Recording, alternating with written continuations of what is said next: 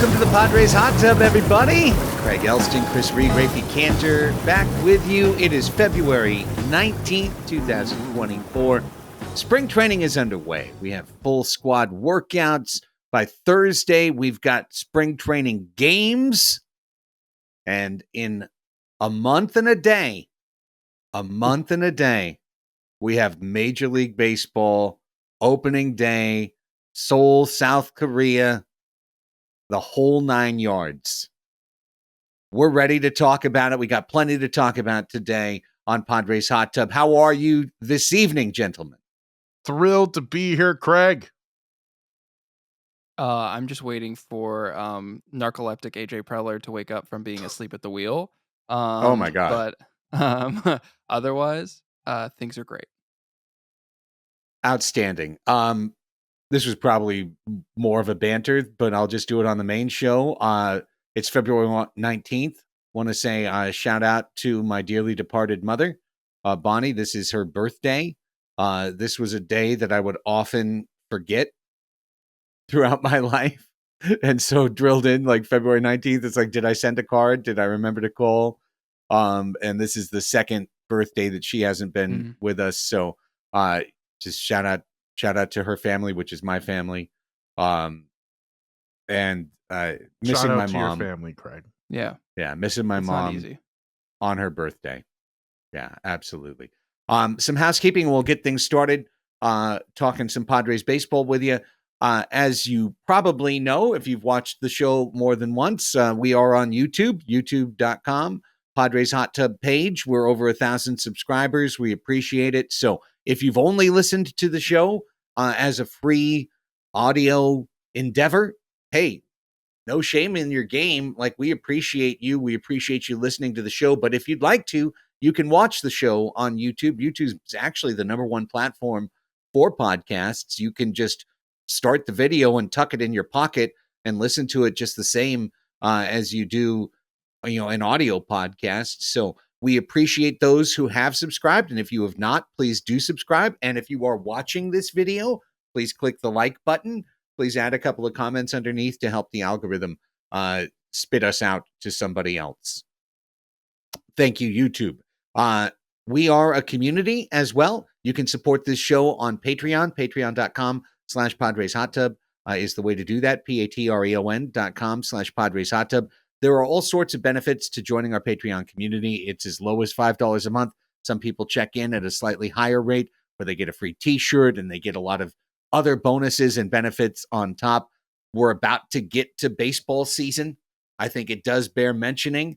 I share a full season ticket load with another cat, so I get 41 home games. I definitely don't go to 40 home games, believe it or not, during the Padres season, but we take big patrons first to the ballpark. We try at least once a month to bring a big patron to the ballpark. Obviously, if you don't live in San Diego or you can't make it down here, that's not a benefit. But if you do happen to be local, we take patrons to the ballpark. We make our tickets available over the course of the season to people within the Patreon community in our Discord. It's something we do pretty regularly. So patreon.com/Padres Hot Tub.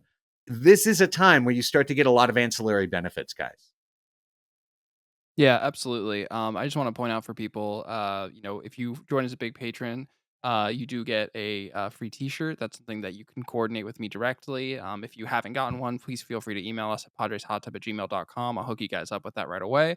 This is maybe something I should have talked with you guys about before we recorded, or maybe on banter, but like, we should make a second t-shirt this year. And I know there's a desire for a baseball is stupid and no one should watch t-shirt.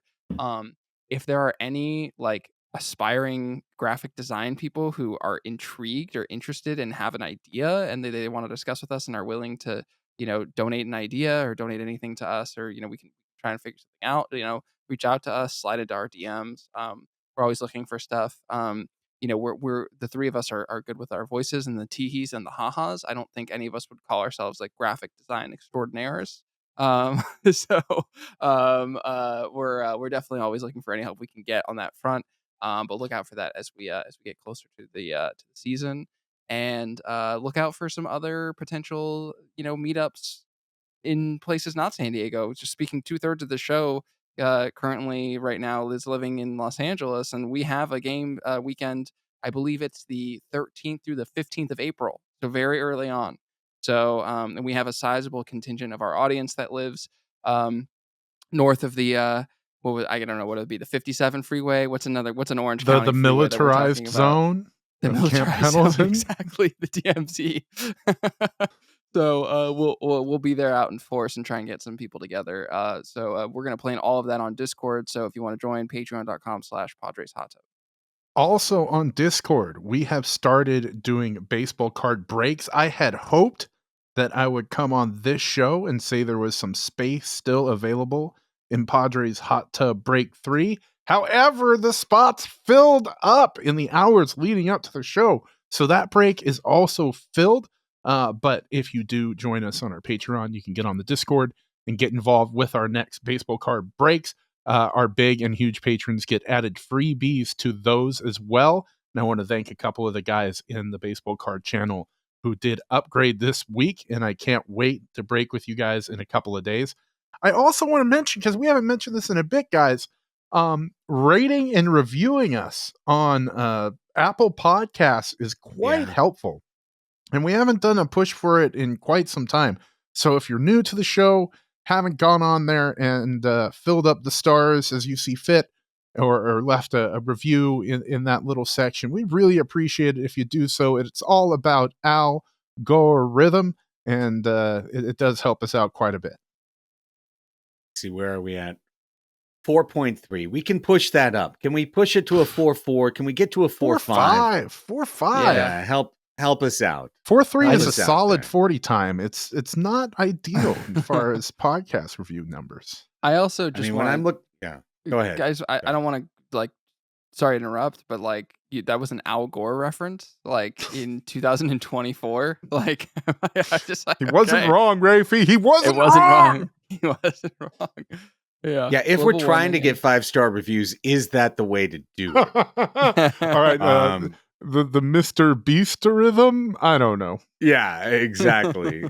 Also, I think the last written review we've had on Apple Podcasts was October of last year, so it'd be cool if you added a nice one of those. Those always pop up as well. I can't. Last couple of things. Curl on this. Again, Patreon means community. So we have fantasy baseball that is getting underway. There is a gigantic, confusing network of things happening that Monty and other commissioners are controlling. That it has gotten to the point, and you guys know I'm super busy with the radio show now, that I literally DM'd him this week and said, can we pick a time and a date this week where you can sit me down like a child and tell me everything I need to do, everything that's going on, and are there rules that are different? What's going on? Please be my personal valet and help me with this.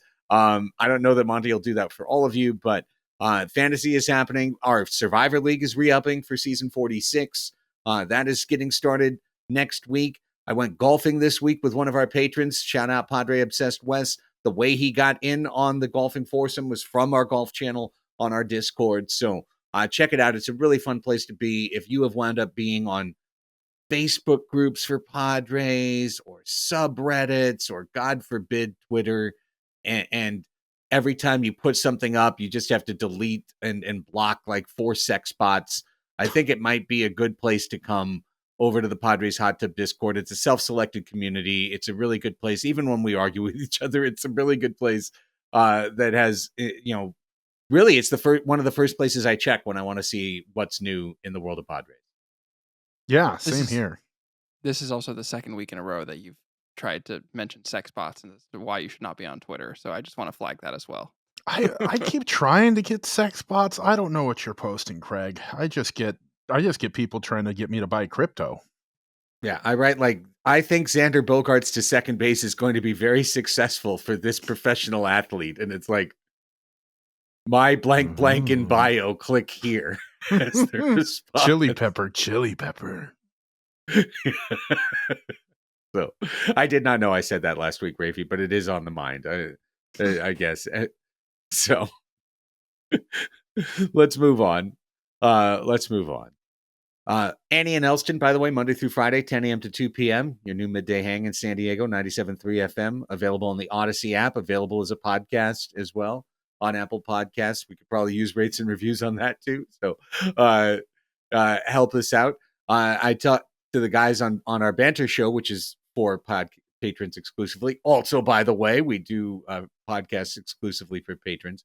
And mentioned that Friday's show was created by one announcement by Mike Schilt on the first day of Padres camp. And it's obviously where we need to go first, guys. Xander Bogaerts had been approached December in Aruba, had the subject broached, and then it was let to lie fallow. And then he drove his fancy car of whatever make and model, I do not know, into the Peoria parking lot. He drove in as a shortstop. He walked into the clubhouse as a shortstop. He was called into the manager's office, and 15 minutes later, he was the second baseman of the San Diego Padres. And Ha-Seong Kim is the 2024 ... and beyond ? Shortstop of the San Diego Padres. Gentlemen. Well, I think it's time. John Percoda's here in spirit. That we're gonna do a little bit of the victory lap right now because we did a show. It was actually our 4th episode of Pods Above Replacement ever that we got when Xander first came here. It was right before the start of the season, actually. And basically, there was a significant amount of time we devoted in that show talking about why Xander Bogaerts needs to move to second base and Ha-Seong Kim needs to be at short. I recommend you go and listen to that. It's on any of the podcast feeds. It's also on YouTube still to get that whole episode. But I do want to highlight, kind of the crux of that argument in terms of like what the math that we did going into last year. So without any of last year's stats, basically we determined that the difference using StatCast's out above average between Ha-Seong Kim and Xander Bogaerts was about 11 outs that we could expect over the course of a season that Ha-Seong Kim would make that Xander Bogaerts would not. And in terms of runs, that's about 8 runs, a little north of 8 runs over the course of a year, which is just shy of a win. And we had a thing in the episode, which we say, who knows if it's a close playoff race at the end of the season and the Padres need a win. I believe in that analogy. I was saying, who knows if the Padres and Dodgers are close for the NL West down to one game. It obviously was not for the NL West, nor was it with the Dodgers, but it was with another NL West foe in the Diamondbacks, who, by the way, went on to win the pennant. And I believe we finished 2 games back from them, and there was a couple of swing games in there. In which, we won one, or we lost and they won. And, that obviously has the kind of 2-for effect. So that's not obviously how sabermetrics works. Like, it's not like it doesn't come down to that one play. You're looking at things in the aggregate, but it was just a thing that we talked about going into last season of this is a thing that makes the team worse. And we all know it makes the team worse. And they're making the decision anyway because of leadership, X, Y, whatever intangibles you want to say. And so I'm really, really stoked about him being there. I wouldn't want to toss it back to you guys before I dig a little bit back into this, because there's actually a case study of a player who did this recently, who you guys might know who I'm talking about at this point, but we'll save it for a second from now. But speaking of leadership, I thought the way that X handled it, amidst circumstances that we're maybe going to discuss right now, was really, really professional. And basically you can tell he was bummed, but at the same time was like, if it makes the team better, I'm in. And so I when he did that, I was like, okay, now I understand why they paid this guy. Yeah, he was on camera talking about it within an hour or 2 of him learning it. And, it's a gut punch. It has to be a gut punch. The guy's a competitive dude. He's an elite athlete at the Major League Baseball level. So getting your ego knocked, getting shot in the face, so to speak, it's taking a lump, and he took it like an absolute pro. Now, I don't think that this was out of the blue. You guys talked about it last year. Everybody's been talking about it since Xander Bogaerts came. Like, this was not an if it's going to happen, it's a when it's going to happen. There was a great litmus test this week from people. You can tell how closely they follow the Padres, or if they, kind of have an anti-Padres agenda. One of the Dodgers beat writers posted an article on Fox Sports about how this was an admission of failure on the part of the Padres having to move Xander Bogaerts just a year after signing him to play shortstop. There are other people who are like, this is a failure in the organization in their signing of Xander Bogaerts. And I just want to say really succinctly that the Padres did not sign Xander Bogaerts to play for his shortstop play. They did not sign him to play shortstop. They signed him to bat fourth. They went after Aaron Judge first, then they went after Trey Turner, then they went after Xander Bogaerts because they needed a bat. That's why he's on the team. The fact that the dude had played pretty poor defense his entire career, leading up into his free agency year and then his first year with the Padres, those were really his only two above average defensive efforts. So the Padres had the full scouting report on him. They knew this was going to happen. As Xander Bogaerts himself said, it just came a little quick. Right. And I echo your guys' general thoughts in terms of Raphie. I'm really excited for this. I think obviously Bogaerts' bat plays just as well at second base as it does at shortstop. His primary defensive weakness is arm strength in the hole. So take that away. We're seeing now the Sam Levitt videos of every day. He's working on the pivot. He's working on, catching that ball with his back to the runner and getting it out. These are skills that for a guy who's been doing it his whole life, he should be able to pick up reasonably fast. And overall, I think this is going to be a really positive move for the Padres, albeit a move that has multiple cascading tentacles coming out of it in terms of impact on the roster and on other players' careers going forward within the Padres organization. So with all of that being said, nonetheless, the Padres still Padres this up a little bit. And I know, Chris, listen, I'll, put it out there very straightforwardly. Mike Schilt has said he talked to Xander in Aruba in December and broached the subject of moving to second base. It was clear from Xander's answers to Kevin Acee and other reporters on Friday, the Padres have talked to him before that about moving off of shortstop eventually.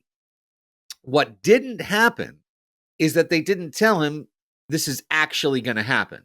You're going to be the second baseman. They said, you might be the second baseman. They said, well, what do you think if you become the second baseman? But they didn't say, get to work, X. You're going to be the second baseman. And that is a missed opportunity, plain and simple. That is an opportunity he had for a couple of months to take ground balls at second base, to work on the pivot, to work on all of the elements of reversing the things you do as a shortstop because you're on the other side of the diamond. That was the chance to get comfortable, the chance to come in and say, hey, they talked to me, they told me, and I'm ready. Here I am. I'm a second baseman. I'm ready to go. Instead, he drove into the parking lot as a shortstop on the 16th. And then he was told at 9:00, hey, guess what? You're the second baseman now. And he's like, well, okay. But obviously he was, I know you took issue when I said blindsided. I meant in the most classic Survivor sense. The votes came out of the urn. He wasn't expecting it. And it said second base on the parchment. And then they're like, well, we told you you might be, you might be the vote. And he took it like an absolute champ. He's a pro's pro. He's going to adjust. It's not going to be a controversy. But with some other players, it would have been a controversy. That's all I'm saying. And he alluded to that. He said that there could have been problems in that first conversation. He said, if I didn't like that, there could have been problems. And that alludes to, a guy asking to be off a team. And he made it clear that that was not the case. My only thing is like you say, he's a professional and it had been talked about. It had been plainly discussed. I don't know what the timeline is. We still don't know who the outfield is. We don't know what the Padres were thinking long-term with Ha-Seong Kim. We don't know what they're thinking along the line. So we don't know the timeline of this decision. Perhaps if the Padres left 2023, the guys are cleaning out their dugouts and AJ is talking to Mike Schilt while Bob Melvin's boarding a plane to Arizona saying, Xanders, he's got to move to second. I don't care what Bob says next year. That's got to happen. If that's the scenario, then sure, it's a missed opportunity. But I use the word shot in the face because I have experience with getting, startling news about your job out of, you may know it's coming. I've known I was eventually probably going to die a bad death in the violent TV show I was on. But until it happens, until the decision is made, you can't tell anybody that. And then when the decision gets made, you try to do it as professionally as you can. I think Mike Schilt did that with getting him into the office right away, saying this is how it's going to be. I without knowing the timeline, and we're not going to because it's personnel decisions, and as we heard over and over again, whenever a front office executive speaks, they don't talk about that. So we're not going to know. It just seems like day one of spring training, when all the coaches are there for the guy, is as good of a time as any to let the hammer fall, so to speak. Yeah. I mean, again, getting even more maybe metaphysical about this, like, this is a sign to Xander that Father Time has started to come for him. And that's not like anything that anyone wants to confront. Truly. Yeah. I mean, like, seriously, like, it's just like, hey, like, people have to make adjustments in their career because they are getting older.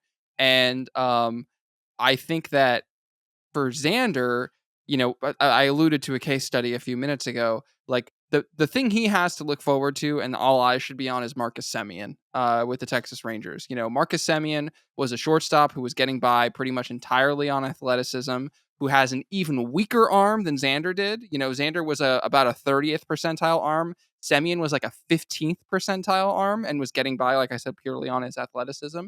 Moved to second base and not only became a good second baseman, became a great second baseman. And just to put some numbers behind this, in his career, Marcus Semien had negative 30 outs above average as a shortstop. In half as much time as a second baseman, he's already earned 29 outs above average in the other direction as positive, which is unbelievable. It's a truly incredible rate. Xander Bogaerts, similarly, career-wise, negative 33 outs above average in many more attempts than Semien had at shortstop. So I see no reason why he can't transition into being a superlative second baseman. And this is now, I'm way out of my depth, but like, if you're kicking ass on the field, like, I feel like that has to give you like a confidence boost as well when you're at the plate. If you're just feeling good about your game, now we're talking purely speculative at this point, but I think once he gets there and he gets we're going to be 2 weeks into the season, like you said, Craig, and this won't be a story. I think he's really going to thrive at that position, and a valuable second baseman, or a good second baseman, is not quite as valuable as a shortstop hitting that well, but it's pretty close. I think it's a difference of 5 runs, which is like half of a win, just purely from a stat standpoint. So I think Xander thriving in a comfortable spot where he's going to be good is good for the team, and I think this is a good decision. I agree. Now, the knock-on effects. Yeah. Let's dig through them. And you have to start with Ha-Seong Kim.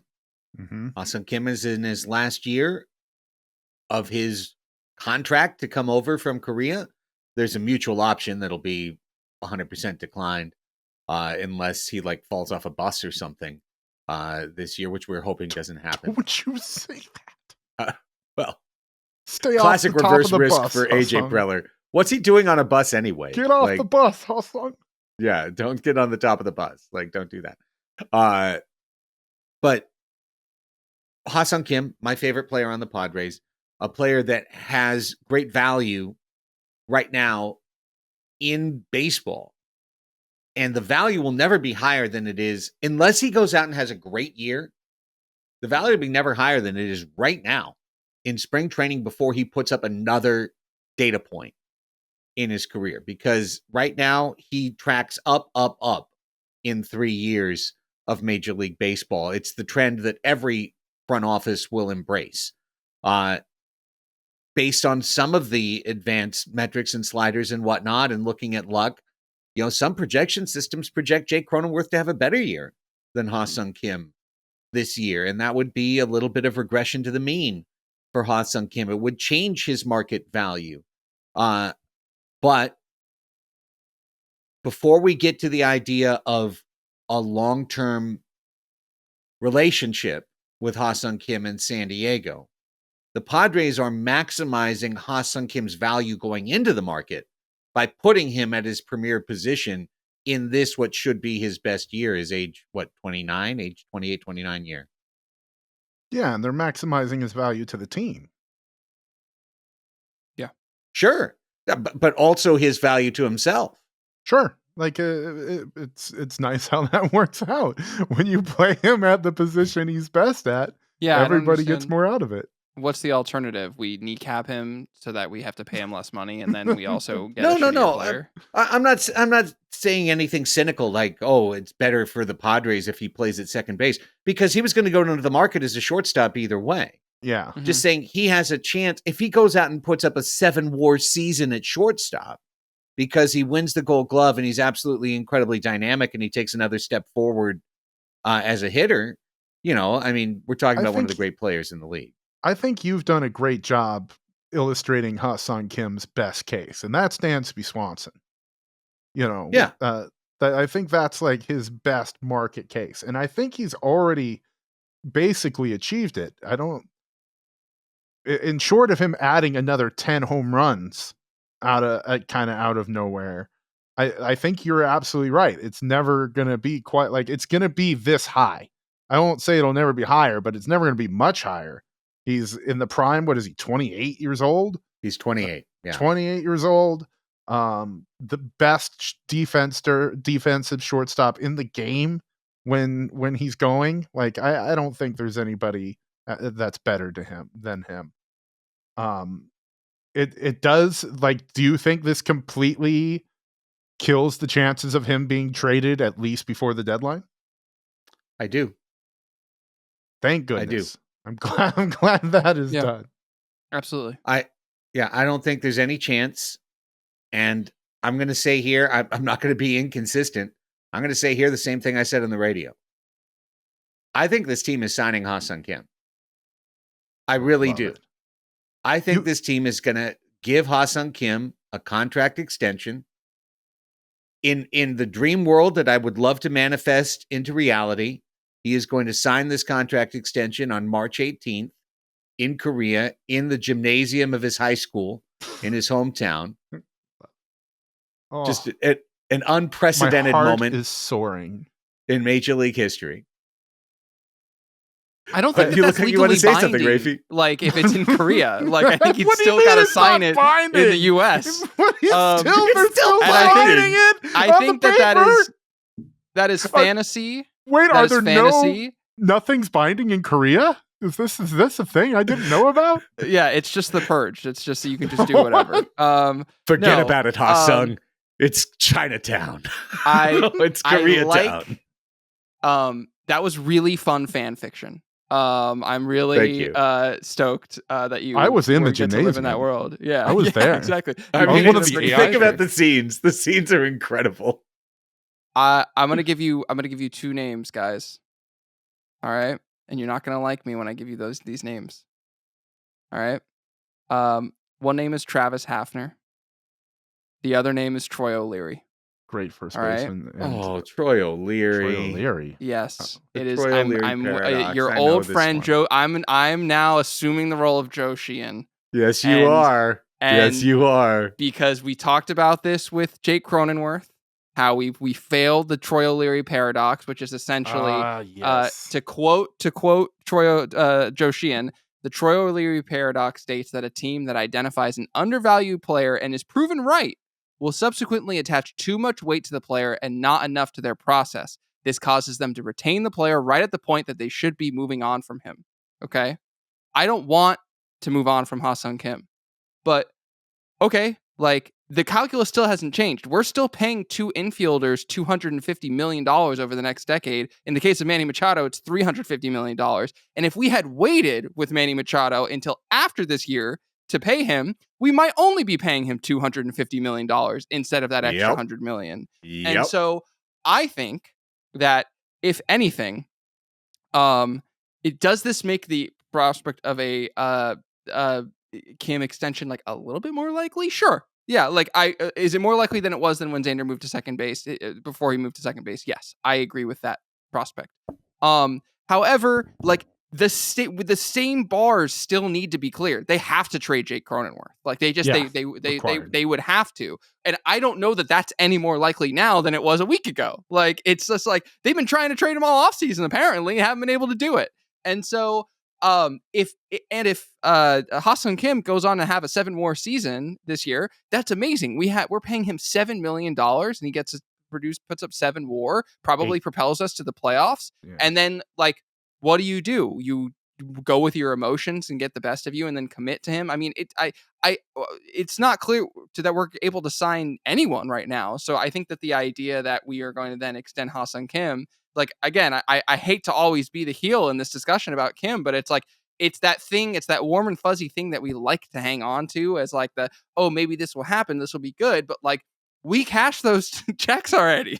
Like we did. Like, and this team, everything the team is saying is talking about being more flexible and nimble with young talent in the future. Now, and maybe this is going to serve as a transition, maybe not. I don't think that our shortstop of the future is Jackson Merrill. I don't.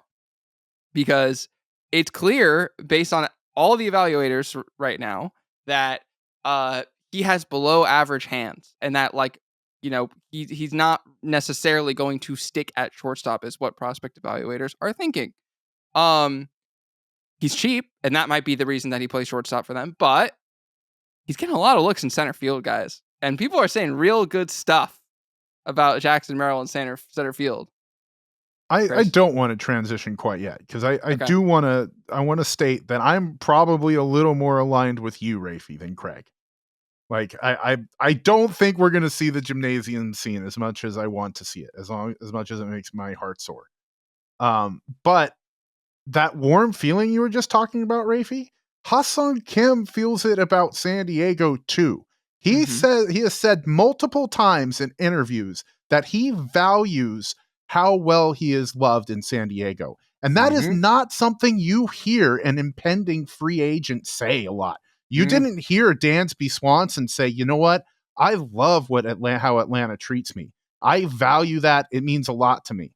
And well, if the number is the Dansby Swanson contract, then yeah, file me in the Troy O'Leary paradox. Don't buy into it. But if there's a world where the guy appreciates how he's been treated in San Diego, likes the situation, and doesn't have to have the 7-year, $190 million contract that he's probably worth on paper, but is willing to make his Major League Baseball career as awesome and as easy for him as it could possibly be, because this is where he's coming from, Korea. This was his new home. If he values all that, I can see the smaller extension happening, and then you don't have to worry about Jackson Merrill not being the finest defensive shortstop because you have a couple more in the system, including the 16-year-old kid you just signed for all your international bonus pool money. Okay. I'm going to try and find this in a hurry, and I should have lined it up before, but I just want to build off what you just said, because Ha-Seong Kim, this is not speculation. He literally said in an interview this week, and I'd love to go find the exact words, but if I go to a different team, I don't know that they will essentially love me, that the fans will appreciate me the way that they do here in San Diego. And you know what? He's 100% right, because we have seen Ha-Seong Kim grow from a 25-year-old rookie that Manny took under his arms, that was kind of like a beloved mascot of the team almost his first year, and grow into a solid player, and then grow into a star player, and then who knows where he goes this year. But if he signs with the Cubs or the Reds or whoever, the Yankees, the Red Sox, then whatever he's been in San Diego, he's expected to be that or more coming in. Like the weight of it, the price of it, there's no ties. It's just like, here's this priced free agent. I wonder how he's going to perform. And if he doesn't perform the way that we paid him for, we're not too thrilled with Ha-Seong Kim. So look, am I out here going like Ha-Seong Kim should take $60 million less to play for the San Diego Padres? I mean, kind of, but if, but if he wants to, like, I mean, yeah, yes, that is what I'm doing. yeah, right. I mean, if they can, the reason I feel this way is because they made this decision now. All right, they made this decision now because if Ha-Seong Kim is leaving, if they're going to trade him, if they're going to move him, if they're trying to move him, if they're holding open the possibility of moving him as the season goes along, why are you going through the politics of pushing Xander off of his spot? You made a major decision. And all the times on the radio that we've talked through Ha-Seong Kim extension possibilities, I've been pounding the table going, you cannot sign him unless you play him at shortstop. Like, if you're going to ever commit to this guy, you have to commit to him to be your shortstop, because that's where you get the maximum defensive value out of Ha-Seong Kim. And then they went ahead and did it the first day of spring training. So it's not a guarantee. I'm not like going, they will. I've got reporting. They're going to. But Kevin Easy has even written, the team wants to sign him. Before the Xander Bogaerts move, he reported they were in extension talks. Correct. So I think they have created a circumstance. And this is how I think it could potentially work, Raphie. Obviously, the deal is under market. It starts next year, so it doesn't stick with their CBT, so that they can still reset the number. And it's probably a 6-year with a 3-year opt-out, because Ha-Seong Kim knows the value of the opt-out now. It's something he didn't get in his previous deal. But a deal like that, where you then say, at the point that you do that, you go, listen, this is our team. This is our team. The improvements to the Padres for the next 3 years, they're going to come from our farm system. It's going to be the kids that come up that, we're not going to be in the market for Corbin Burns next year, or Dylan, whoever the next guy is. Yeah, that's the case. On the list. Like, that's it. No, it's going to be Iriarte. It's going to be Snelling. It's going to be Lesko. We're going to keep our kids. This is how we break the cycle, or, right, without breaking the window, is we're going to make this decision. Now the infield's done. It's done forever. It's the Dodgers, Garvey Lopes saying Russell infield, except it's Machado, Kim, and Bogaerts and Cronenworth. And that's going to be our infield. Campy, Salas is on the come, and the future investments are going to come from within the house. Raphie, I got one more data point for you too. In the first tiny little microphone interview of the season, the Padres social media team asked the players what's their favorite French fry, and they had a bunch of types, like waffle, traditional straight ones, crinkle cut, which are the worst ones. Joe Musgrove, you're a psychopath. Curly fries. Ha-Seong Kim said In-N-Out animal style. He ain't getting that in Kansas City. No. He ain't getting that in Boston. He didn't say Five Guys $12 fries. He said In-N-Out animal style. Perfectly scientific data point for you there. I just want to say one thing. The Dodgers obviously have the most committed payroll of any major league team well into the future. In 2027, do you know who has the second highest committed payroll in baseball? It's got to be us. It's the Padres. It's the Padres. We already have, according to Fangraphs, $156.5 million committed for 2027.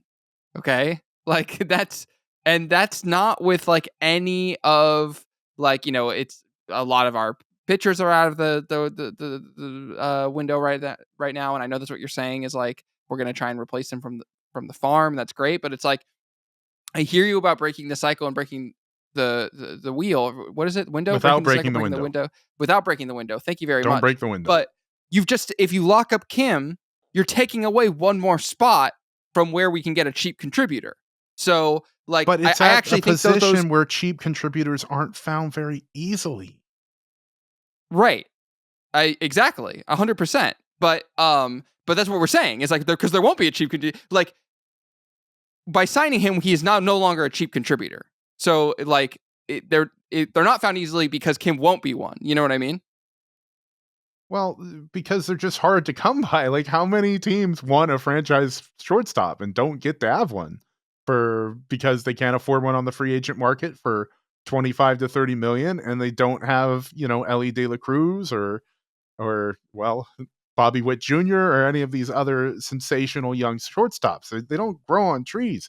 And if we got a guy who is going to be elite defensively, no matter what, the next 4 to 5 years, like he's not going to fall off on that. He's going to be a 90th percentile or better defensive shortstop until he's 33, 34 years old. I think I don't see the danger there. I'd be happy to try to move Cronenworth off of the first base position that you're paying $11 million for. I think Kim's worth it. I have one more very let's brief transition. Thought. Yeah, very go ahead. brief. If we extended Kim this offseason, this would be the third offseason in a row we signed a franchise shortstop. I just want to point that out. Okay. And we're you going to said do the it every barrier year. Fine. Apparently not. We're signing them all the fucking time. So like Schilt said, if you can get all shortstops, it's great. He said it, and I believe in Schilty. So sure. We're going to get all shortstops. We're going to have a shortstop in center, a shortstop at first, shortstop at we really are. But let's transition. You just mentioned Jake Cronenworth. The impact of the Xander Bogaerts move is gigantic on Jake Cronenworth because a number of the scenarios that we had considered to rebalance the Padres involved trading Ha-Seong Kim, keeping Xander Bogaerts at shortstop, and reinstalling Jake Cronenworth at second base, where he's been the best in his career, where he was a Gold Glove finalist the last time he played full-time at second base in 2022, and where he could earn the contract. Keep in mind, I always feel like I'm like so down on Jake Cronenworth. The reason is if you go to his Savant page and you click the little play button, it takes you from his 2020 sliders to his 2023 sliders, and it's just left there, red, bright red, faded red, blue. Like it's so sad. He's declined in almost every way, in literally almost every possible way, every year, incrementally from 2020 to 2023. But if it's not an irreversible trend, if he's not just ice cream left in the sun, okay, just only goes one direction. All right. Like, it takes so little for him to be worth $11 million in Major League Baseball. It does not take a lot for him to be worth the money and for him to justify the contract. However, Raphie, as we have determined for a long time, it's over now. He's a first baseman for the Padres. That's it. Second is locked. Shortstop is locked. So he's a first baseman for the Padres, and earning $11 million as a first baseman for the Padres is a different challenge. Yeah. I mean, to kind of make your point, Craig, he was a one WAR player last year, and Fangraphs estimates that to be worth $8.4 million.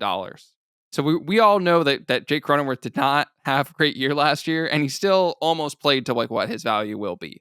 It doesn't, at first base, it's a lot more difficult to rack up that value because you're expected to be putting up a lot of offense, and I don't think it's wise for the Padres to be putting up a guy who might not ever pass 20 home runs in a season the rest of his career at first base. He shouldn't try to, frankly. I hope he isn't. Please, let me hear your reasoning. Well, just because Jake Cronenworth's power numbers came at the end of the juice ball era. Like, that's when he was hitting the ball over the fence. And as soon as they changed the ball, though, that disappeared. And so he tried to compensate by changing his swing to pull the ball more and get it over the right field wall. And then his contact numbers took a dump. And it seemed like last year, when he just started trying to have an approach at the plate where it was hitting the ball hard, not trying to pull it over the fence and hit the home run, his numbers ticked up, his contact ticked up, his on-base percentage ticked up. So I just feel like when the guy is trying to hit home runs, he's at his worst. I agree with that I hear completely. Go ahead, Craig. I'm sorry. Oh, just he's an opposite field slash hitter. That's what Jake Cronenworth is. And when he gets one that he can put into the right field seats, he can put it into the right field seats. But when he was trying to lift the ball and change his swing, he was terrible. I mean, he was unplayably bad. And I know we all agreed that there were points last year in the middle of the year that he was so bad that you just knew you could put a AAA first baseman in the position, and it would have been at least, no one would have noticed in the restaurant that you switched to Folgers Crystals, that you got rid of Jake Cronenworth. So it's incumbent. This is the most important season of Jake Cronenworth's career. There's no question about it. Other than him getting to the big leagues, this is the year that'll either keep him in the big leagues or make him an albatross for the San Diego Padres. One more year of decline, he is a year away from being out of baseball. I am here to tell you that. One more year going downward on all of his numbers, where he could barely hit 200 and he slugs under 350 and he on bases under 300, which would be if everything went down again. He's a year away from being out of the game with 6 more years in his contract. But if you take it up, if you take everything up 20 or 30 points, then you're getting right back into the spot where at least he's a functional baseball player. I mean, Jake Cronenworth at first base, I want him to hit 275. I'm being honest with you. 230 is not going to really cut it. But that's why I'm with Chris. Like, I think when he went into, I'm a first baseman, I need to pull the ball, I need to be Rowdy Tellez, like, it didn't work. He needs to be Jake Cronenworth, and I think that's a good player for the team. When you said 275, I heard in my head, playoffs? You want to talk about playoffs? I'm like, 275? You want to talk about 275? I don't disagree with you guys. I think we're having conversations kind of past each other, because do I agree that Jake Cronenworth should not try and be the power hitter, should not try and be Rowdy Tellez or Kyle Schwarber, for instance? I do agree with you on that. But I think what I'm saying is it's a choice for the Padres to put that guy at first base. I don't care how long we've signed him for. Like, and so what I'm saying is our first baseman needs to be hitting at least 30 home runs a year. And like, that's not going to be possible with Jake Cronenworth at first base, especially if we're saying, hey, he should optimize to be a contact hitter. So then again, we're having the conversation again. What do you do with Jake Cronenworth? He has no spot left on the field for him. A Swiss Army knife is great if you can be like a Ben Zobrist type, but Ben Zobrist could also play the outfield, which would, by the way, come in handy nowadays. And there doesn't seem to be any sort of like, hey, we should try Jake Cronenworth in the outfield. Like, yeah, hey, that is a little odd. I know he doesn't fit like your ideal left fielder in terms of offensive profile, but who on this team does? He doesn't fit first baseman either. This is I know. Like, you know what I mean? But we're still doing it. He seems athletic enough that the dude could play left field. Oh, I don't disagree at all. And it's another potential thing in his career. But the thing is, the Padres don't have anybody to push Cronenworth off the position. And now they've filled the position that Cronenworth should go to. So you don't even have the opportunity anymore. From speaking of opportunity cost of decisions, you don't have the opportunity now to sign Brandon Belt and say, you are our first baseman against right-handers, and Jake Cronenworth is our second baseman against right-handers, because now Xander's out of the lineup, and that's not going to happen. So, like, the decision has ramifications. The ramification here for Jake Cronenworth is the most important year of his career. He's going to be in a position that's not ideal for him to resuscitate his career. The ideal would be clearing second base for him. Xander Bogaerts is now the second baseman. So for Jake Cronenworth, he now has a more difficult remit, which is to resuscitate that. And look, it was a season that didn't count and nothing matters, but he hit 285 in 2020. And then the next year he hit 266 with a 340 on base percentage and an 800 OPS. That's 2 years ago. He was 27. If it's impossible, then the Padres were, I hope James isn't listening across the room. The Padres were fucking stupid. All right? Like, if it's ludicrous to look at those numbers and say that they could possibly ever be recreated by Jake Cronenworth, then why the hell did they ever sign him? So, like, That's it. It's just he's got to be. I thought they were good. trading him when they traded for Adam Frazier, Greg. So I thought Adam Frazier's a Padre. That means Jake Cronenworth's gone at his highest value. So I couldn't agree with you more.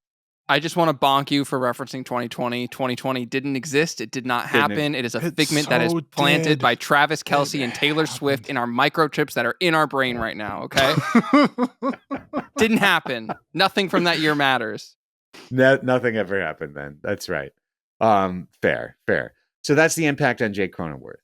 And then we mentioned him briefly earlier, Raphie. This has gigantic impact on Jackson Merrill. Now it's two-way impact. So let me go over and sit on your guy's side of the street. The boring, cold, gray, sleet-filled side of the street where there never was a high school gymnasium and there never was a Ha-Seong Kim contract extension signing, and mom and dad are there and his beloved dog is there and everything else is there. I don't know factually that he has a beloved dog. But he should. Okay. But Jackson Merrill, the flick of the ear. Jackson Merrill is the number 1 or 2 prospect, depending on which list you look at, for the San Diego Padres. He is a shortstop by trade. And in the world, Raphie world, boring, cold, gray world, where Ha-Seong Kim just plays his season and floats off to another team next year, ta-da, Jackson Merrill. There he is. Welcome to the ball club. We have opened a position for you, shortstop, and it's yours. We already moved Xander off. It's not like we moved Xander off for a rookie.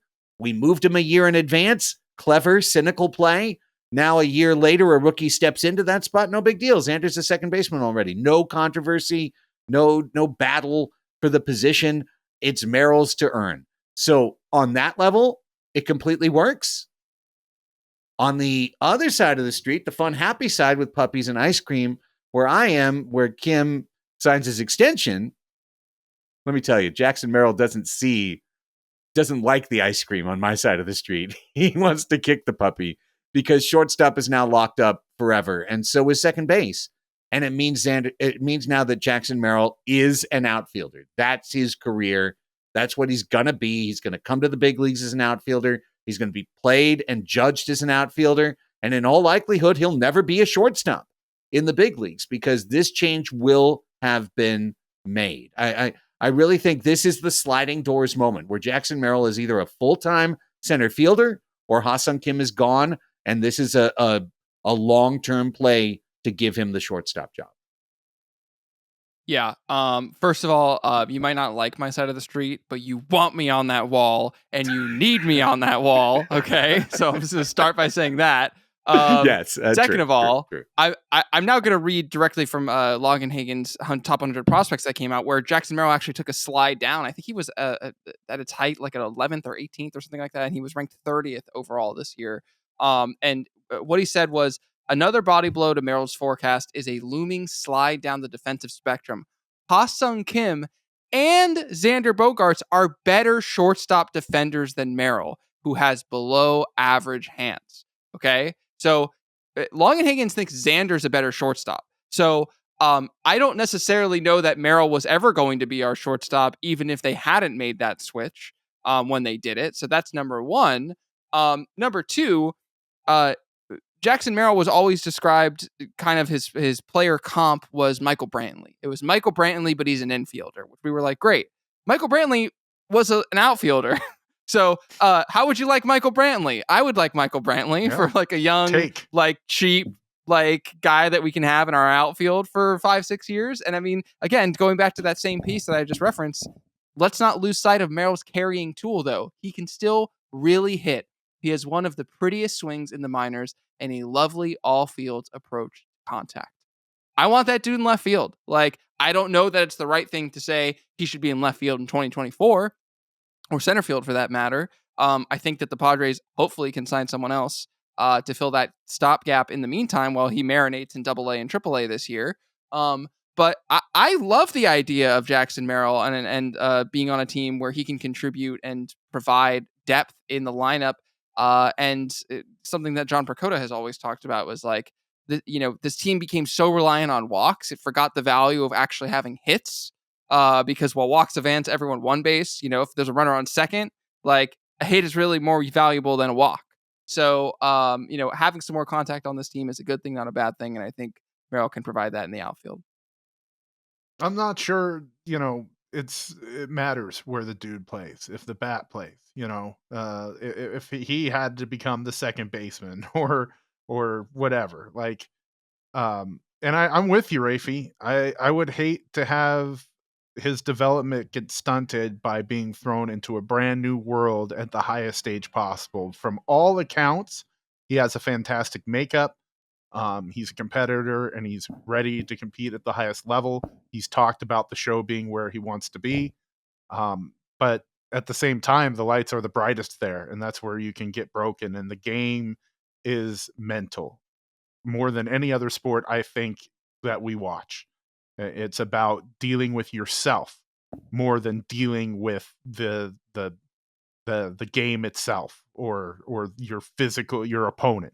It's more about what's going on between your ears, and I'd like to see him have more time dealing with everything that comes in the outfield as opposed to launching him to the Petco Park opening day. Well, let me just we'll transition now because there will be further knock-on effects. There's all sorts of opportunity costs, but Xander Bogaerts is our second baseman, and these are the players more than anyone else that it affects. It obviously affects Bogaerts, it affects Kim, it affects Cronenworth, and it affects Jackson Merrill very directly. Leo DeVries is 3-4 years down the line, and we don't have to worry about that. But I'll transition to our in the news portion of the podcast and jump one of the topics to the top then to transition smoothly. Jackson Merrill cannot be the Padres center fielder this year. We will have a losing record, period. Allow me to direct you to something a language I know you guys speak, Fangraphs. All right? Here's Fangraph. Jackson Merrill's 20. He's a young player. He had 211 plate appearances in Double-A last year. We should note that Fangraphs, like all projections, favor veterans. They're going to knock young guys just because they don't have the anything not much to go off of. Absolutely. 46 games, 211 appearances in Double-A last year. Jackson Merrill. That's the height of his professional baseball experience. So in a world where he is thrust into the major leagues, Fangraphs' projection for Jackson Merrill this year is, scroll back to the top, Craig, a 251 average. Okay. A 251 average. Well, that's okay. A 294 on base percentage, 7 homers, a 382 slug, a WOBA of 293, and a WRC plus of 87. Trent Grisham wishes he could put that up. I just want to point that out. I mean, Trent Grisham got on base at a better than 294 clip. Yeah, much better, and he slugged more. The average, maybe, for sure. He wishes. He absolutely that average. But that's a lousy outfield season, guys. That's a lousy center field season. That's, to be very honest, that's what I would expect Jose Azocar to do if you gave him the full-time center field job. I'd expect him to get on about 29% of the time. I don't know that I'd expect a 382 slugging, but I'd expect a WRC plus in the 80s. Azocar's best seasons at all levels have been around 700, 750 OPS. Like that's where he tops out. And Jose Azocar's played center field before. That's the more important thing. That's what I care about. I worry less about a losing season, dude, than I do them trashing the dude's career. And not having him on the correct trajectory when he could be a very valuable player for very cheap for a long time. Yes, I couldn't agree more. I fully respect that if we trade for a long-term controllable center fielder, it creates a new complication. But really that new complication is, okay, now left field is your job, Jackson. We've signed Ha-Seong Kim to a contract extension in his high school gymnasium. We've traded for a long-term controllable center fielder. That makes left field your spot. You have to beat out Jurickson Profar. Ooh, it's like level 1 of a video game. Beat Profar, Mr. Glass in Knockout. So I'm fine with the world where either we make a trade or we sign a placeholder. But it's just, I think it's irresponsible as a franchise, and I'll say it for Marcy too, to just take Marcy or Merrill and go, it's opening day, we're in Seoul, South Korea, and this is our center fielder. But at least Marcy's it's played not the successful. At least that's Marcy's position. Sure. Speaking of kids who don't have the same grades as Jackson Merrill and whipped up on some weak pitching in the Arizona Fall League. You know, like, I just don't want to mess up either of these guys. And it's a very simple, obvious, straightforward situation. Get a center fielder for this team. If you have to go sign Michael A. Taylor, or if, you know, a lot of the options are off the board right now, quite frankly, but the friggin' Tapia, we got profile. Oh my God, like, you keep trying to Stop make Tapia saying happen. Tapia. This is It's you not with gonna David happen, Dahl. dude. No, Yeah. stop it. Bonk. I know you want to hang out with Raimel Tapia, but it's I know you not love gonna the happen. so dreadlocks. cool. You Seems think like a his really nice you guy. think his playlist is fire, brah. Listen, I'm just saying it shouldn't be any one of these guys. These guys need to start in the minor leagues. Yes. Give me random ass center fielder or make a trade. I just want to point out that Jacob Marcy has fewer plate appearances in Double-A than Jackson Merrill. So, like, it's not like he's a more viable option from an offensive standpoint, which he's not in any situation. There you go. And you He's said, just- like, oh, it's- like, it just Go ahead, costs sorry. you less if you fuck him up. If you ruin Jacob Marcy, you haven't cost yourself too much. the only first of all, you said, oh, we might have to go out and get Michael A. Taylor. We get to get Michael A. Taylor, all right? We'd be so It's a lucky as to privilege. sign Michael A. Taylor at this point. And honestly, with the February 19th, like, price is coming down. Like, Yeah. and we heard Kutsenda, who I know we still have to talk about, go out and say that there is still flexibility, like, out there to be had.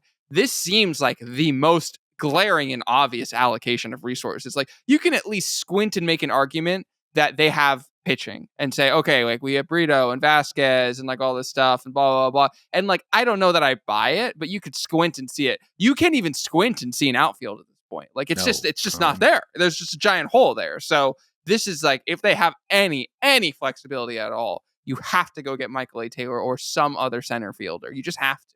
With Fernando being so adamant that he's going to play right field and it being a good idea to keep your long-term star player happy, I'm officially off the move Nando to center field. I'm just done with it.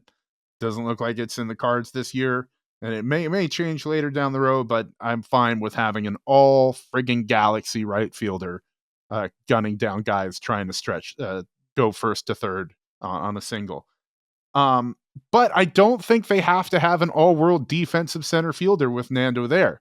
So the options are limited. Free agency is coming to a close. Michael A. Taylor is a defensive first guy. If we just had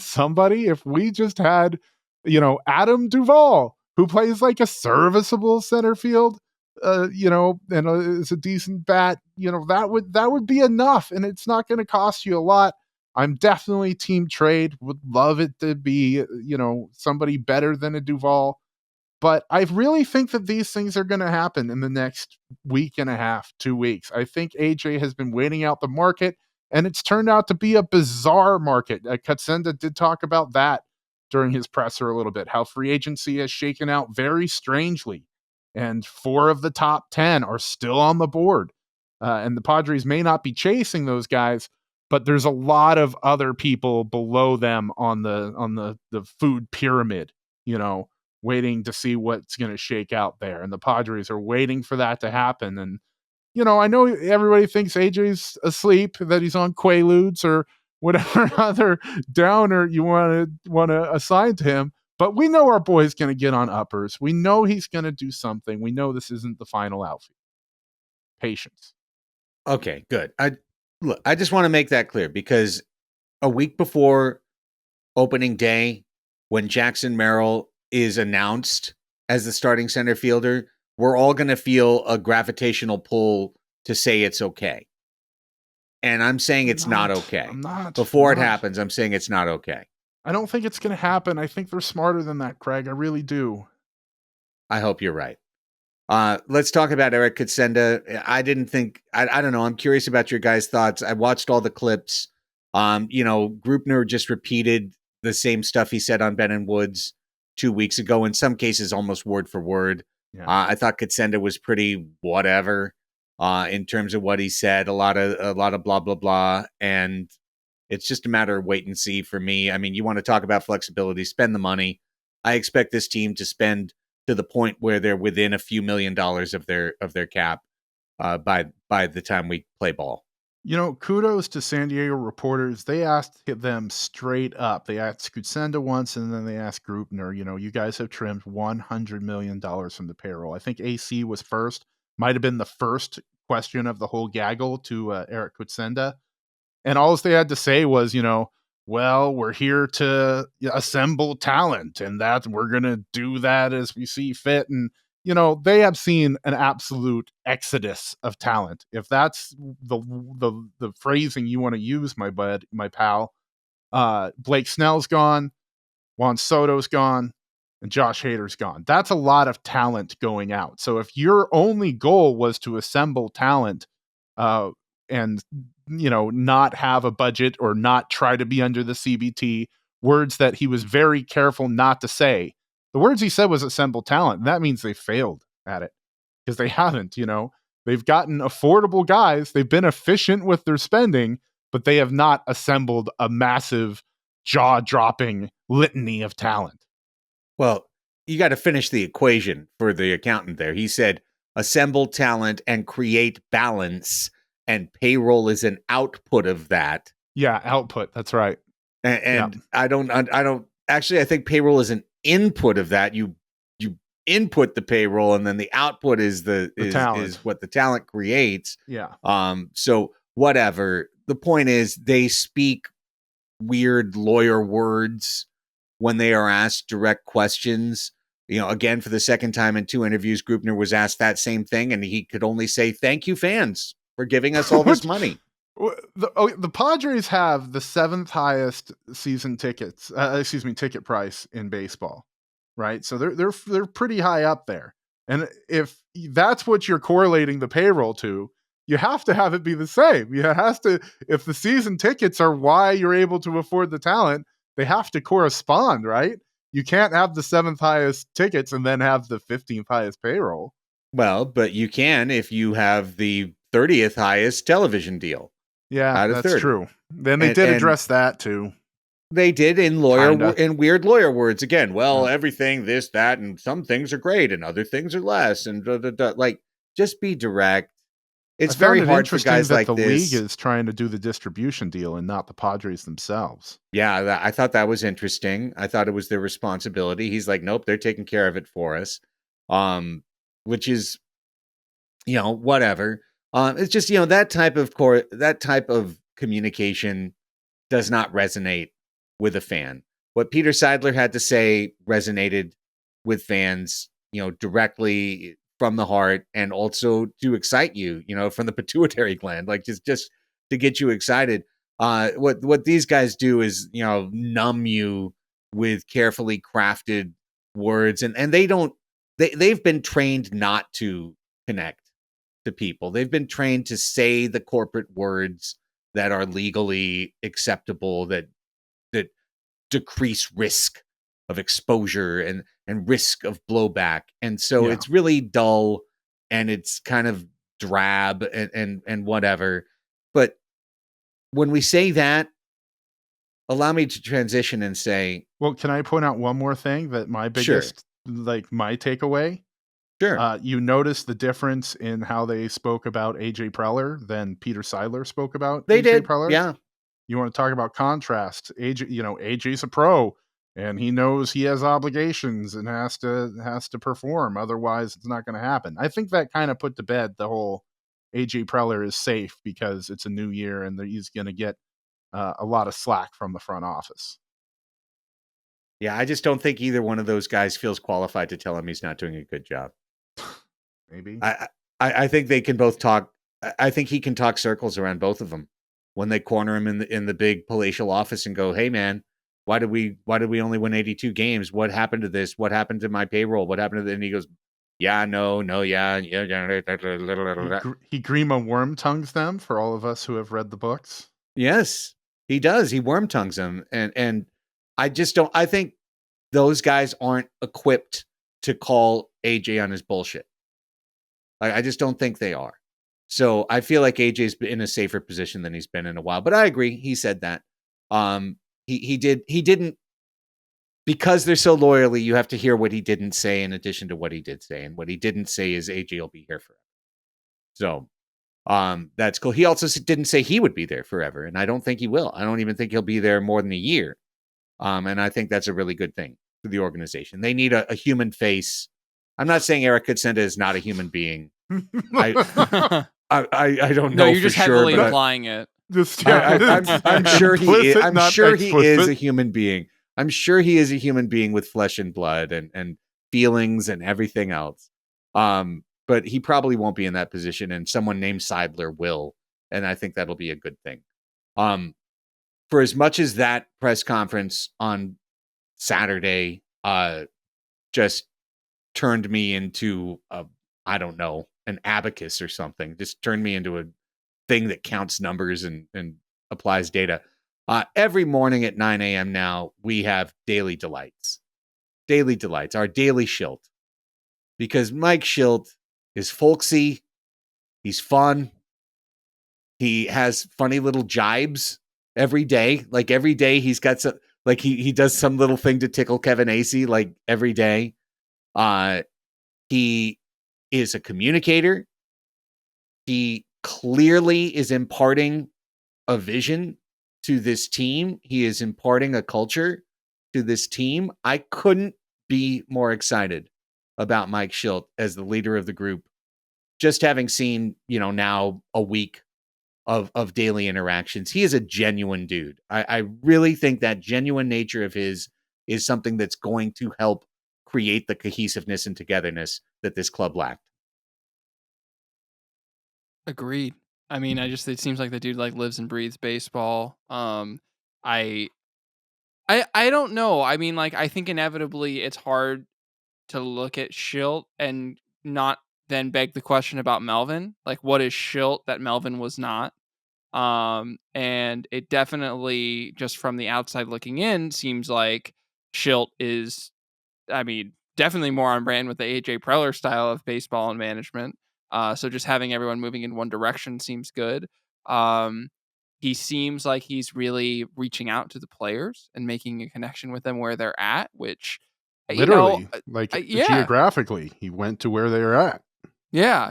And like, we don't know enough to know that Melvin, was or was not doing that. I just think that there is a little bit of, just like a little bit of a chemistry thing that you can read from these press conferences that you never quite got from Melvin, especially last year. So I'm of all of the potential candidates that we were talking about hiring as manager, like, I probably feel the best about the fact that Schilt is there. So I'm pretty happy with this. Yeah, and when I hear all the veterans on the team talk as well, we're going through that sound on Annie and Elsten in the mornings, and like Annie and I are always talking about listening to the negative space, like listening to the things that they're not saying, and when they're saying stuff, and like every one of these guys is talking about an increased feeling of togetherness. They're talking about more communication. They're talking about feeling more like locked in terms of what they need to do and accomplish as a group. And it always makes me feel like I kind of think last year, none of that happened. Like, it just didn't happen. And another thing I've heard, from our guy on the ground, Sam Levitt, Raphie, is like, you go to the most remote backfield in Peoria and then you look up and there's Schilt. Like, he's there. He's on every field. He's everywhere. And that was not the case with Bob Melvin. I was a Bob Melvin fan. We were signing off podcasts in August and September saying, don't fucking touch Bob Melvin. But you know what? Maybe in San Francisco, it's a good situation for Bob. I'll make you mad. Almost kind of like Soda. It just never felt, it didn't fit. Like, it did. There's just something didn't click here with that guy, with this group. And I never felt like that the way Schilt has made me feel just a weekend. Well, let's go back to something else we said a lot last year, and that the team didn't look prepared. And then this offseason, we hear that there were huge differences of opinion in how the team should be preparing. And like the team not being solid in fundamentals and on the base pass, and more just expecting that they'd be professionals and come in and get the job done because they were pros and they knew all about it. And all we're hearing this year is about doing fundamentals, working on the little tiny stuff in the game and preparing for every little thing that you're going to encounter in the season. So that alone is something that makes my appetite whet. Yeah, it's almost like the star teacher versus the great teacher. Like you go to college and everyone's like, oh, well, have you heard about Professor so-and-so? And like, oh my God, he's just the most famous and he's tenured and everyone knows you have to take. And then like, yeah, you took his class and he had a couple really good lectures, but honestly, he never connected with any of the students and he's free and his office hours are bullshit. And like in the end, it was just like, oh yeah, well, did you take Professor Marucci's class? Well, yeah, I did. But actually, the other guy, Professor Manolo, that was like, he was the guy, like I connected to him. He was my bro. Like he made me understand. I realized things. I learned. I grew.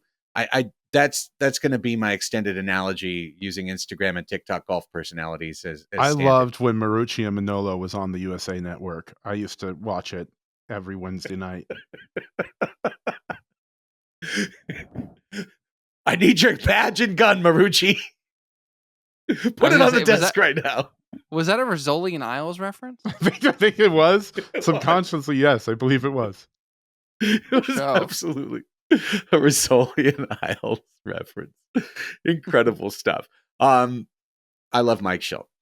He announced that Joe Musgrove and Michael King will be the tandem starters on Thursday for the spring opener. I wouldn't be surprised, guys, to see this in Game 1 in Korea. Musgrove go 4 and King jump in for the next 2 innings. Don't hate it. I just think Michael King's going to be starting his own game. I also just don't like. I mean, I guess if we're only playing those 2 games, then yeah, that could make sense. I guess that's what you're saying. That's the thing. They kind of are only playing those. That's all I'm saying. Yeah, there's a week between, and Musgrove will start that game, right? I mean, like it's going to be Musgrove game 1, Darvish game 2, and then it's going to be Musgrove game 3 and Darvish game 4. I was a little slower to get there. I get what, I'm picking up what you're putting down now. I like what you're saying. I like the cut of your jib, Craig. This is a good idea. A little piggyback situation. Yeah. Why not? Little piggy. Make it even better. Get Michael King in there in game 1. Loving that. Maybe game 2 is you and Blake. A not revved up Blake. Who's Blake? I don't know any Blakes. Blake Shelton? Of country music play? Yes, he's the voice. Blake Waldron? Matt Waldron's son. We named the dog Blake. Listen, I know it's a complete pipe dream. This is a bigger pipe dream. Are we going to a Seattle high school gymnasium? It is Seattle high school gymnasium with his little league team that he's coaching, flanked and surrounding him. Blake Snell's press conference is about to get underway. No, look, the Yankees will probably sign Blake Snell. Like they're sniffing around him, and as long as it's not the Giants, if he signs with the Mariners, if he signs with the Angels, via con Dios, if you sign with the Angels, that did you see Mike Trout's interview where he talked about how he's been lobbying free agents? Yeah, and how great it's going. It's just going great. Let me tell you, it's really working well. I continue to hold out the dream. I don't think I've told you guys my pipe dream, right? Which one, Craig? This one. 4 years. $60 million for Blake Snell.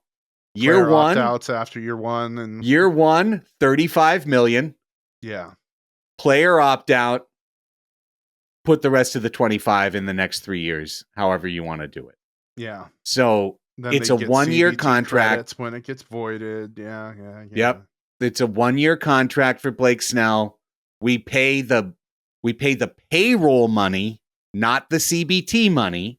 because the CBT money is only 15. We give him the payroll money that we still have, and he gets to come back because I know it's ludicrous, Raphie. I can see you. I know it's ludicrous. Okay. I understand. But the Snellinger principle, he is dead, just like Cody Bellinger is dead right now on the Snellinger principle, which states you would not give a guy a contract to be an ace if a year ago he wasn't an ace. And the way you could do that is to be an ace a second straight year. To do a weird deal like this and go, well, look, I won another Cy Young. I finished top 3. I did it again. Now put me back to market. I proved it. All the stuff you guys said I couldn't do. I'm 4 years in between good years. Look, I did back-to-back good years with my boy Niebla, and now I'm back out on the market again. I know it's not going to happen, but God, as every day goes by, this is really the biggest point, Raphie. As every day goes by, like, Thursday, the Padres are putting their opening day starter out on the mound. By Saturday, the rest of Major League Baseball will be putting their number 1 starter on the mound to throw 2 innings in their first start to ramp up for opening day. Blake's going to miss that. Like, he is not going to get that. And if you go another week down the road, you're already pretty much saying Blake Snell's not going to start at the beginning of the season for a team because he won't be ready and he won't be ramped up. So the pressure on Blake and Jordan Montgomery and these other pitchers, it's getting real. Like, this effed up Dallas Keuchel when he held out until June to sign. Like, it literally effed him up. It screwed his career. I don't think Blake Snell wants to hang out until June to be a starter for a team. I just the issue that I have is that, okay, no one's paying Blake Snell $200 million. That's clear. But the Yankees already offered to pay him $150 million, and that's not what we can afford. And I bet you that offer's still on the table. Like, if they're really coming, like, that's the neighborhood that Blake Snell is playing in. The reporting is actually they gave him another different offer, so one would assume higher. One would assume higher, exactly. So that's the neighborhood they're playing in.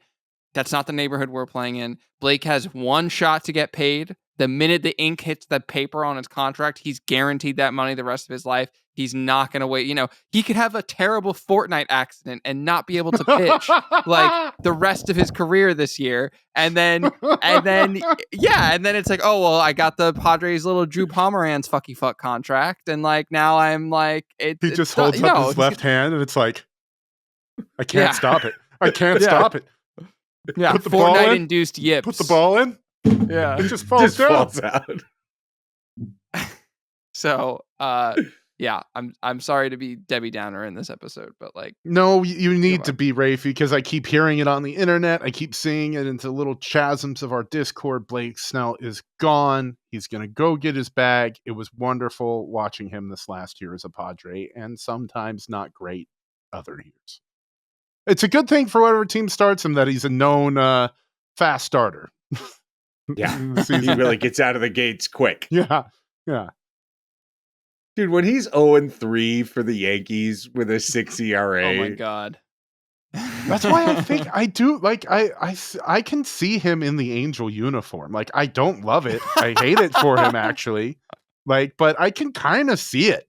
And then I could see, like, if you flame out there, look, Anthony Rendon has been able to say just straight trolling comments to the media every week, seemingly.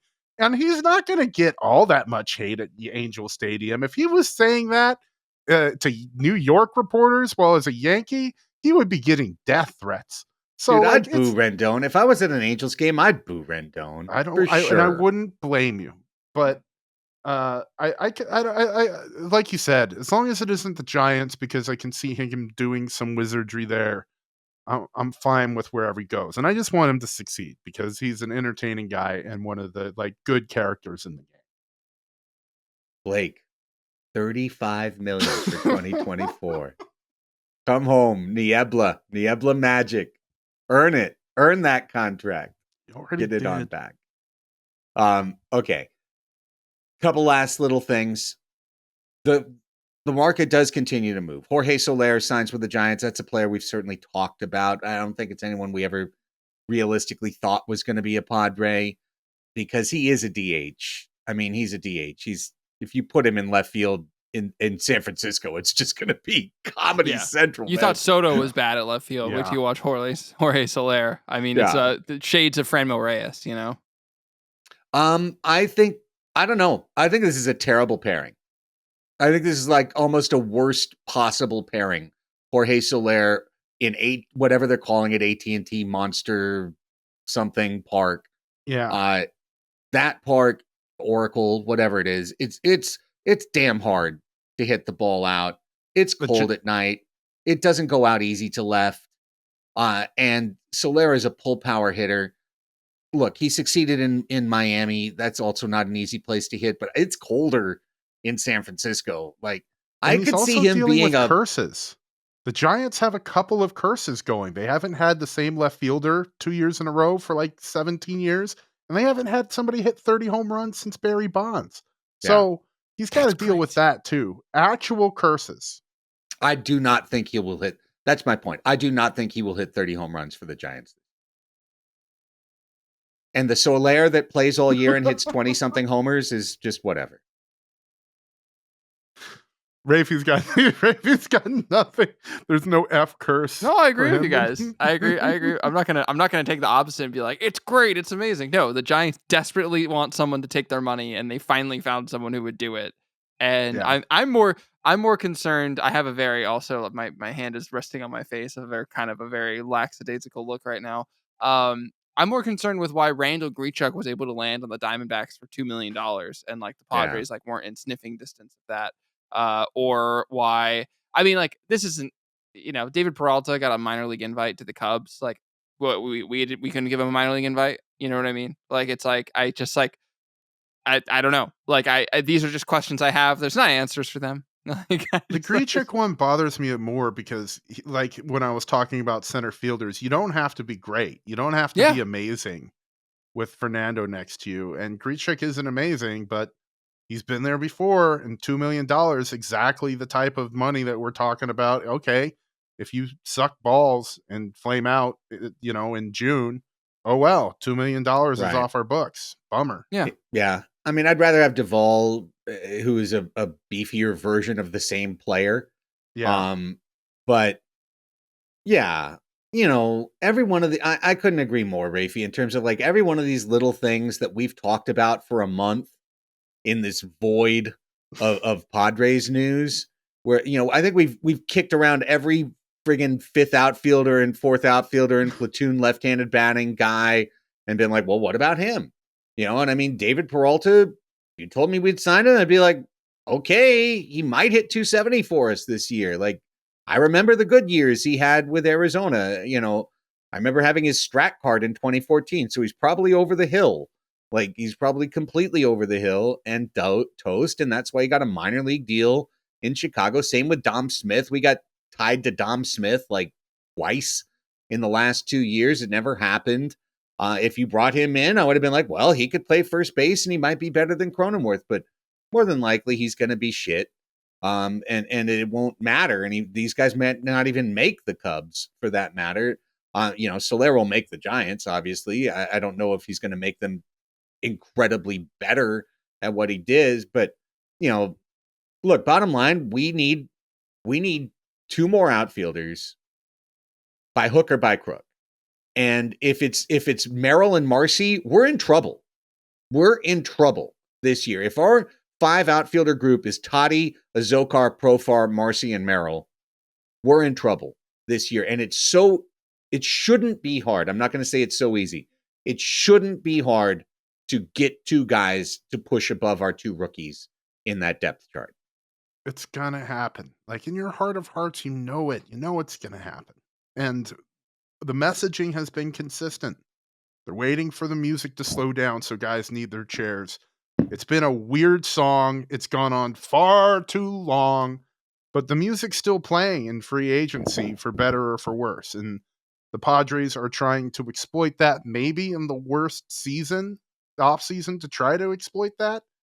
But I feel like, as they've said, that the team is still looking to do things. The off season is not over, even though and the calendar is looming large, and the reality, time only moves in one direction. We're gonna have an exciting podcast at one time about we're gonna dreamcast on Adam Duvall or Raimel fucking Tapia or something. You're gonna trade for Sal Frelick? No, I'm not getting that dream casting. I don't think we're getting Duran or anybody young and vibrant. Frelick would cost so much. We've got plenty to spend. And they're talking about turning him to an infielder now. So well, that's because they've got outfielders in Milwaukee. Yeah. Crazy team. Tell them that shortstop's available here. No, they need a second baseman. They need Jacob Cronenworth. That's what they need. Let's make a trade. Anything further, gentlemen? Go Padres. Go Padres. Go Padres.